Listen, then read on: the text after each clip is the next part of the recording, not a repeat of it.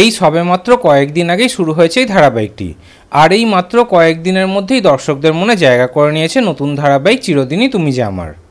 জিতু কমল এবং দিতিপ্রিয়া রায়ের এই নতুন ধারাবাহিকটি দর্শকদের কতটা ভালো লাগছে সেটা ধারাবাহিকের টিআরপি দেখলে আমরা বুঝতে পারছি। এখন প্রতি সপ্তাহে এই ধারাবাহিকটি কিন্তু টিআরপিতে সেরা পাঁচেই থাকছে। আরজু আর অপর্ণার এই প্রেম কাহিনী কিন্তু দর্শকদের বেশ ভালো লাগছে। এই ধারাবাহিকটি তো আমরা সন্ধ্যে 6:30 স্লটে দেখতে পাই। তবে এবার আরও একটি নতুন সময় দেওয়া হলেই নতুন ধারাবাহিকটিকে। শুরু থেকে এই ধারাবাহিকটি কিন্তু শুধুমাত্র সন্ধ্যে 6:30 স্লটেই সম্প্রচার হচ্ছিল।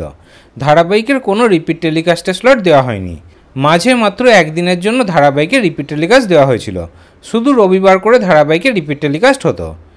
কিন্তু এবার চিরদিনই তুমি যে আমার ধারাবাহিকের একটি নিয়মিত রিপিট টেলিকাস্টে স্লট দেওয়া হলো।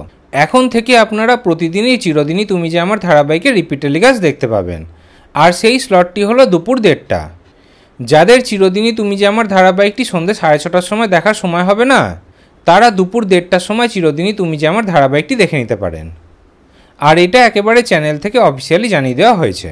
তাহলে এখন থেকে আপনারা চিরদিনই তুমি যে আমার ধারাবাহিকটি সন্ধ্যে 6:30টার সময় দেখবেন নাকি দুপুর 1:30টার সময় দেখবেন, এই বিষয়ে আপনাদের কি মতামত কমেন্টে অবশ্যই জানাবেন। বাংলা ধারাবাহিকের নিত্য নতুন আপডেট পেতে চ্যানেলটি সাবস্ক্রাইব করে নিন।